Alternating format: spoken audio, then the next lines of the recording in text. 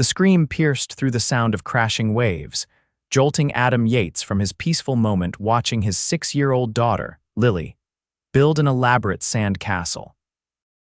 His body reacted before his mind could process the danger a woman thrashing in the water, caught in a rip current that was rapidly pulling her away from shore. "Lily, stay right here with Mrs. Johnson," Adam shouted to his daughter and the elderly neighbor who'd accompanied them to the beach. He kicked off his worn flip-flops and bolted across the sand. The cold Atlantic water hit him like a wall, but adrenaline pushed him forward. Years of swimming competitively in high school came rushing back as he cut through the waves with powerful strokes.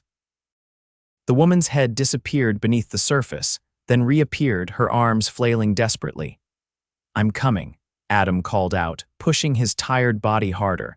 Single fatherhood hadn't left much time for staying in shape, but determination fueled him forward. When he reached her, she was barely conscious, her eyes wide with terror. "I've got you," he said firmly, wrapping his arm around her torso. "Stop fighting, I'll get us back." Adam knew better than to swim directly against the rip current. Instead, he began moving parallel to the shore, gradually working their way out of the deadly pull of water. The woman clung to him, coughing and sputtering, but thankfully not panicking enough to drag them both under. By the time they reached shallow water, a small crowd had gathered. Adam's muscles burned as he half-carried the woman onto the beach. She collapsed onto the sand, her elegant sundress plastered to her body, her dark hair tangled across her face. "Dad, Dad," Lily ran toward him, her small face crumpled with worry. "Are you okay?" "I'm fine, sweetheart," Adam said, kneeling to hug his daughter while keeping an eye on the woman who was now sitting up, still coughing up seawater.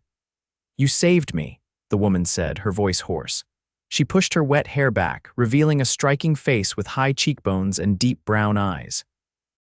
"I don't know how to thank you. Anyone would have done the same," Adam replied, suddenly self-conscious of his faded swim trunks and the small paunch that had developed since his wife's death 3 years ago. "I'm Rebecca," she said, extending a trembling hand. "Rebecca Grayson." "Adam Yates," he replied, taking her hand briefly. "And this is my daughter, Lily." "You're very brave, just like your dad," Rebecca told Lily with a warm smile that transformed her face. A lifeguard finally arrived, followed by paramedics who insisted on checking Rebecca over despite her protests. Adam stood awkwardly nearby, unsure if he should leave or stay. "We should go home now, Lily," he said finally, gathering their beach things. "I hope you'll be all right, Rebecca." "Wait," Rebecca called, breaking away from the paramedics. "Please, I'd like to thank you properly. Could I buy you both dinner tonight?" Adam hesitated. Between his job as a high school history teacher and raising Lily alone, he rarely had time for socializing. And this woman, with her designer sunglasses now clutched in her hand, and the subtle elegance that seemed to emanate from her even in a soaked sundress, was clearly from a different world. "Please," she added, her expression genuine. "I owe you my life. Daddy, can we?" Lily asked, tugging at his hand. "She's pretty." Rebecca laughed, a musical sound that made something stir in Adam's chest. "I suppose we could," he conceded, finding himself smiling back. They exchanged phone numbers, and Adam watched as Rebecca was escorted to a sleek black SUV that had appeared at the beach entrance. The driver hurried to open her door, something that struck Adam as odd for someone who'd just come to enjoy a day at the beach. "Dad, is she a princess?" Lily asked, following his gaze. Adam chuckled. "No, sweetheart, just someone who needed help today." Later that evening, after showering away the salt and sand, Adam stood in front of his closet, surveying his limited options. He settled on his only decent pair of jeans and a blue button-down shirt his sister had given him for Christmas. "You look handsome, Daddy," Lily said approvingly as she twirled in her favorite purple dress. "And you look beautiful, Pumpkin," he replied, helping her with the small butterfly clips she wanted in her hair. Rebecca had texted the name of a restaurant, a place Adam had passed but never entered, knowing it was well beyond his budget.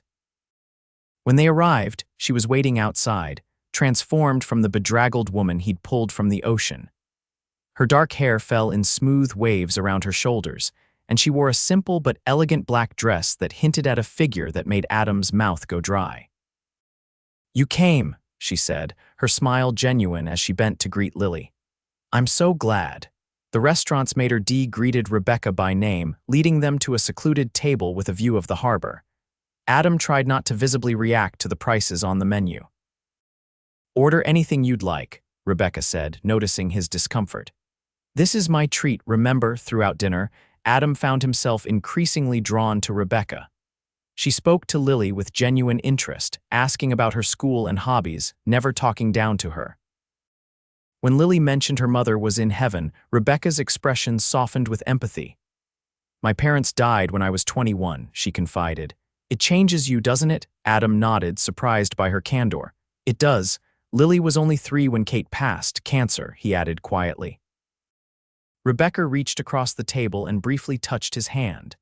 You're doing an amazing job with her, that's obvious. As they talked, Adam learned that Rebecca was in town taking a break from her work in New York. She was vague about specifics, mentioning only that she worked in finance. Adam spoke about his teaching job and his struggles balancing work with single parenthood. Sometimes I feel like I'm failing at both, he admitted, surprised at his own honesty with this virtual stranger. But then Lily does something incredible, and I think maybe I'm not screwing up too badly.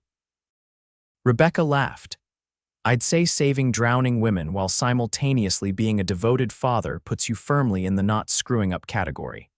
By the time they finished dessert, a chocolate creation that had Lily wide-eyed with delight, Adam felt a connection he hadn't experienced in years.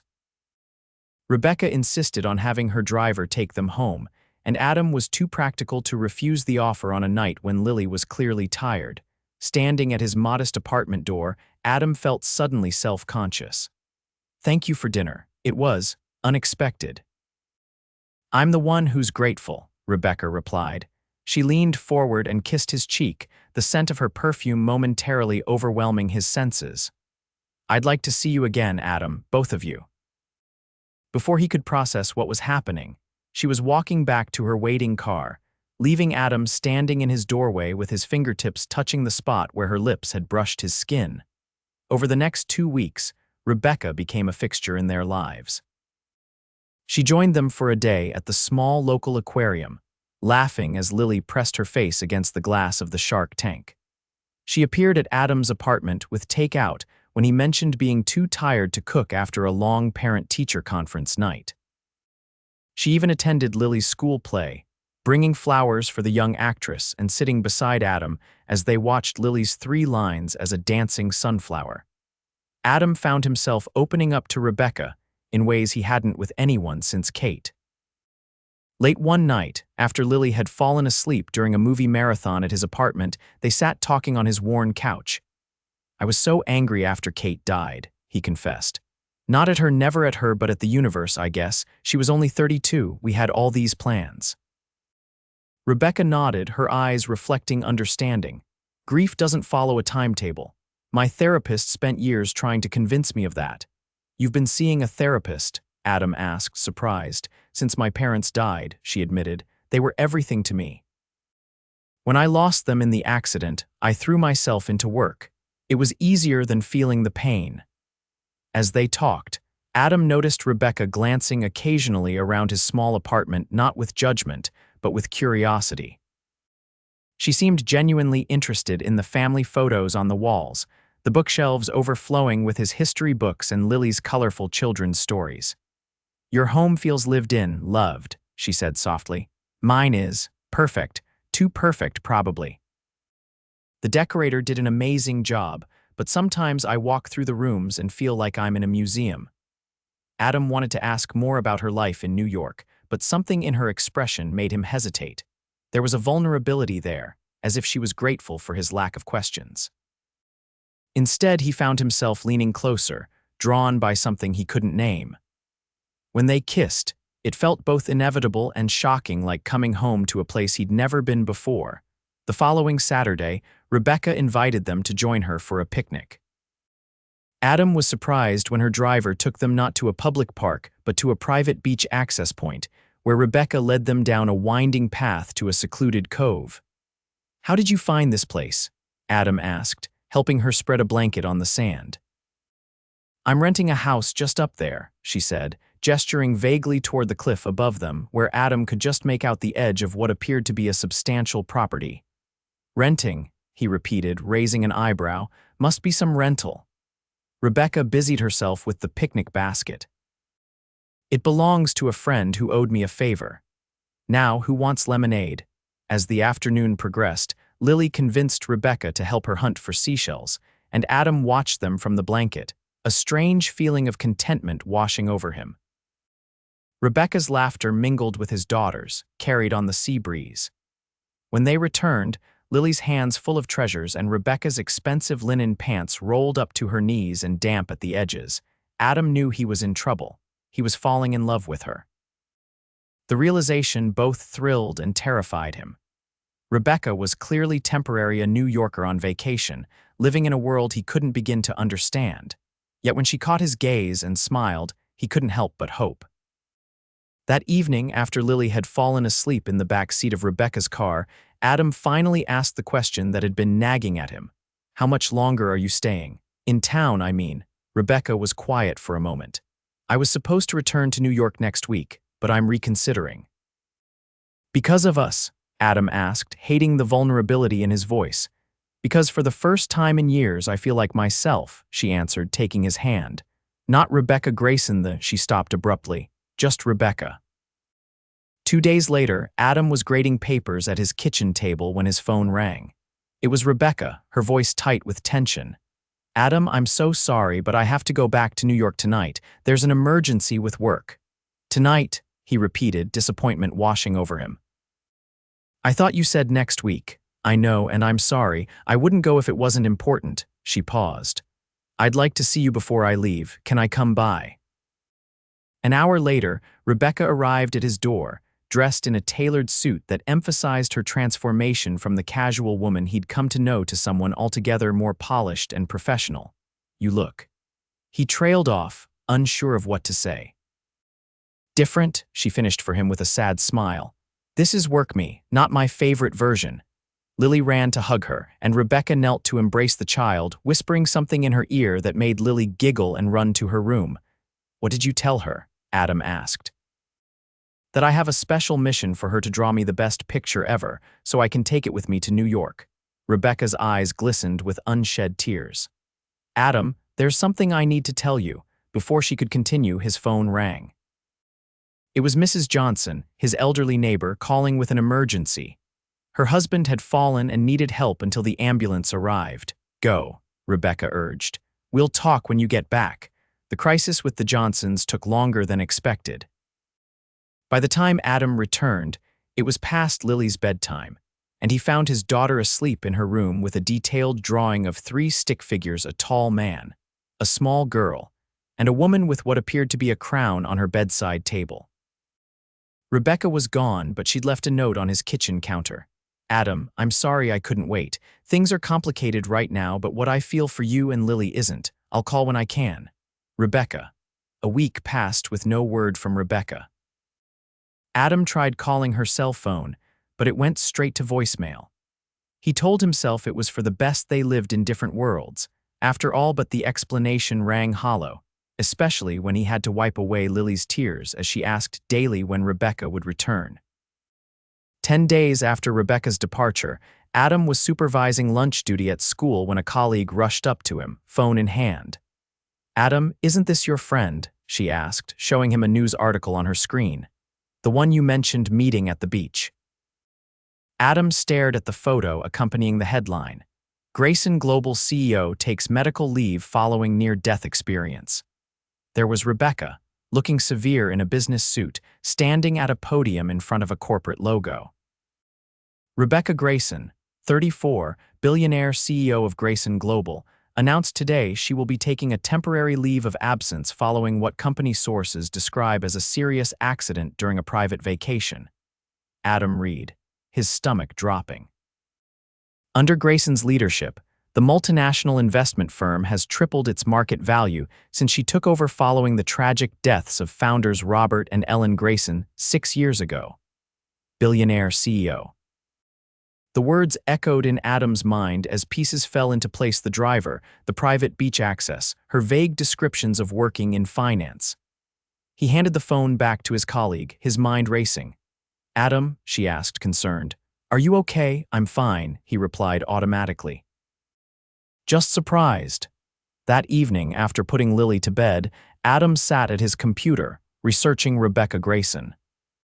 The woman who appeared in countless financial news articles and charity gala photos seemed like a stranger poised, powerful, described as ruthless and brilliant by financial analysts. There was no mention of a near drowning, only vague references to her medical leave being stress-related. He was shutting down his computer when his phone rang with an unknown New York number. "Adam, it's me." Rebecca's voice sent a jolt through him, relief mingled with confusion and a touch of anger. "Billionaire CEO," he said, unable to keep the accusation from his tone. "Were you ever going to mention that small detail?" "I was trying to tell you the night I left," she replied, her voice small. "Adam, please understand, when people know who I am, everything changes. They want things from me: money, connections, status. For once, I wanted someone to see just me." "So you lied." "I omitted," she corrected gently. "I never claimed to be someone I'm not. I just didn't volunteer my full resume." Adam ran a hand through his hair, frustrated. "Why are you calling now?" "Because I miss you," she said simply. "Both of you." "Because nearly drowning made me realize I've been sleepwalking through my life for years, and then you pulled me out of that water, and suddenly I was awake again." The sincerity in her voice made his anger begin to fade. "Lily asks about you every day." "I'm coming back," Rebecca said. "Not just for a visit. I'm restructuring the company leadership. I'll need to be in New York part-time, but I want to make my primary residence there, in Ocean Grove." "Because of us?" Adam asked, echoing his question from before. "Because of us," she confirmed, "if you'll give me another chance." 2 days later, Rebecca appeared at his classroom door after the final bell, looking uncertain in a way that seemed at odds with her public persona. Adam's students whispered excitedly as they recognized the woman whose face had been plastered across business news outlets. "You're really here," Adam said, standing from his desk. "I told you I was coming back," she replied, stepping into the room. "I've never been one to break promises." "Except the promise of honesty," he pointed out, but there was no real heat behind his words. "I deserve that," she acknowledged. "I should have trusted you with the truth from the beginning." They stood in silence for a moment, the afternoon sun slanting through the classroom windows. "I read about you," Adam said finally. "The Ice Queen of Wall Street. Is that who you really are?" Rebecca's laugh was tinged with sadness. "That's who I became after my parents died. It was easier to be feared than to let anyone close enough to hurt me." She took a step closer. "Until you pulled me from the ocean, and suddenly I couldn't maintain the walls I'd built." "So what happens now?" Adam asked. "You can't just abandon your responsibilities." "I'm not abandoning anything," she replied with quiet confidence. "I'm redistributing them. I've appointed a new COO who will handle daily operations. I'll focus on strategic direction, which I can largely do remotely with monthly trips to New York." She hesitated. "That is, if there's a reason for me to stay here." The question hung between them, and Adam found himself thinking not of Rebecca's wealth or status, but of the woman who had sat on his worn couch sharing her grief, who had knelt in the sand helping Lily collect shells, who had looked at his modest life with appreciation rather than judgment. "Lily's school play is next month," he said finally. "She's going to be a tree this time, 3 whole lines." Rebecca's smile was radiant. "I wouldn't miss it for the world." They picked Lily up from her after-school program together, her squeal of delight at seeing Rebecca drawing stares from other parents. As they walked to Adam's car, Lily between them swinging their hands, Rebecca leaned close to Adam. "There's something else I should tell you," she said quietly. "I bought a house here." Adam stopped walking. "Of course you did. It's not what you think," she hurried to explain. "It's on Woodland Avenue, 3 bedrooms, a nice yard, normal. I didn't want a mansion, Adam. I wanted a home." The sincerity in her eyes melted his resistance. "Woodland's a nice neighborhood," he conceded. "Good school district." "That's what the realtor said," Rebecca replied with a tentative smile. "I was hoping you might help me turn it into a home. You're rather good at that." Over the following months, Rebecca proved her commitment wasn't just words. She integrated herself into their lives with patience and determination, never using her wealth to overshadow Adam's role as Lily's father. When Lily needed new soccer cleats, Rebecca casually suggested they shop together, but let Adam make the purchase.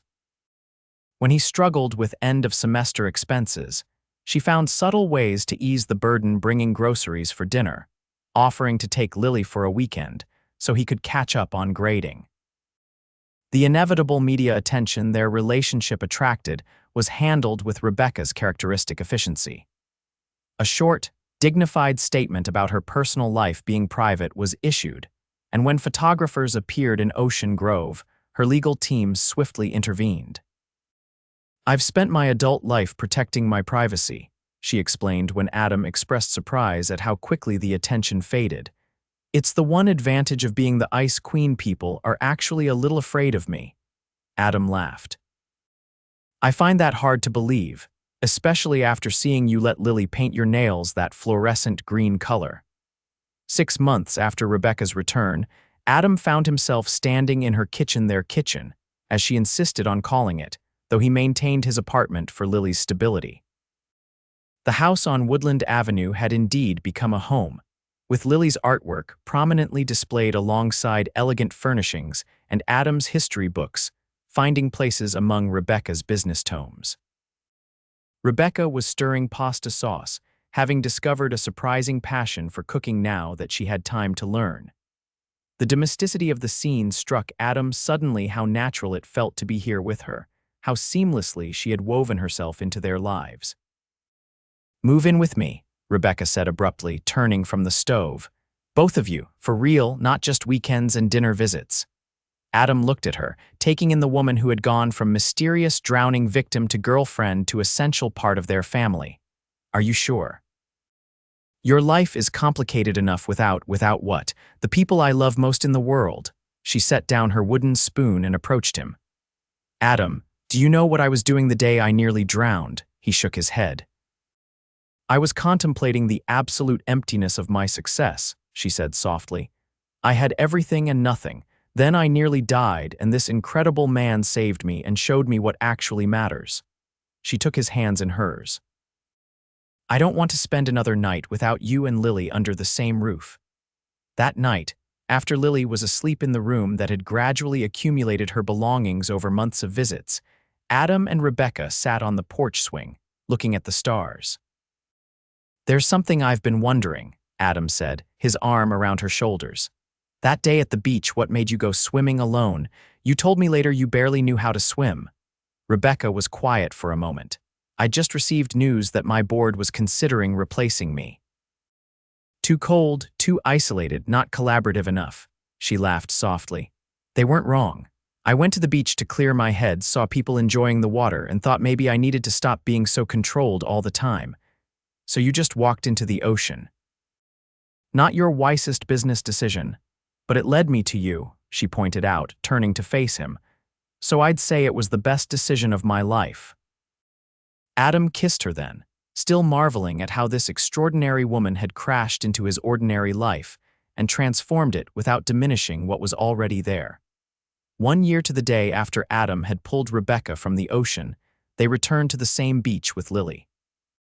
The summer sun was bright, families dotted the sand, and the water sparkled invitingly, though Rebecca still stayed firmly on shore, her swimming lessons with Adam having progressed only to shallow water so far. "Daddy, can I go build a castle by the water?" Lily asked, clutching her new sand toys. "Stay where I can see you," Adam replied, watching as his now 7-year-old daughter skipped toward the wet sand. As soon as Lily was out of earshot, Rebecca turned to Adam with unusual nervousness.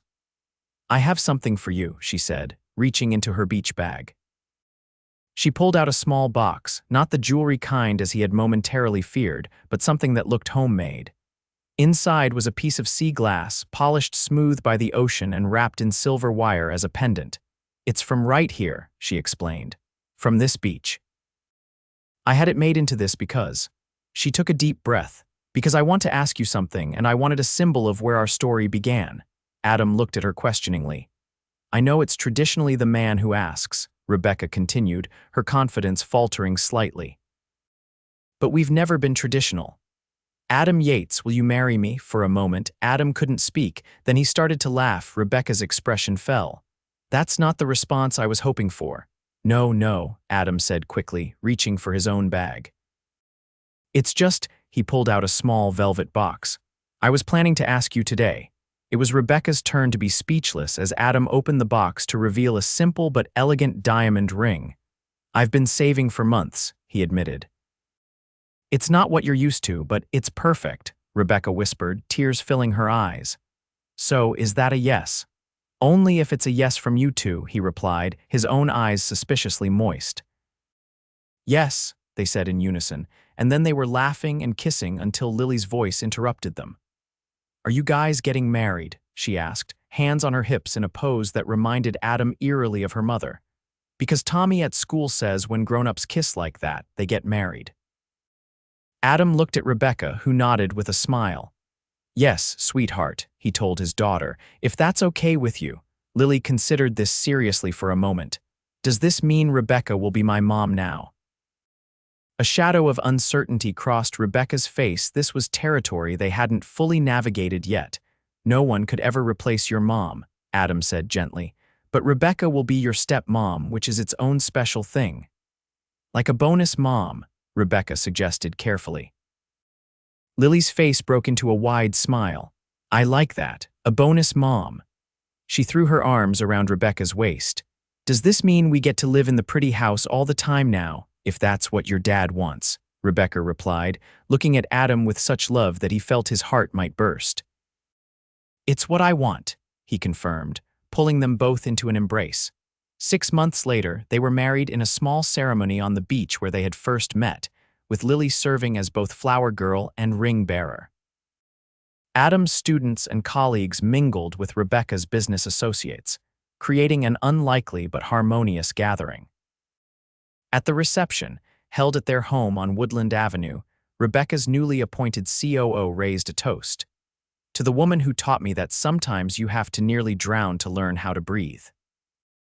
Later, as they danced under strings of lights in the backyard, Rebecca leaned her head against Adam's shoulder.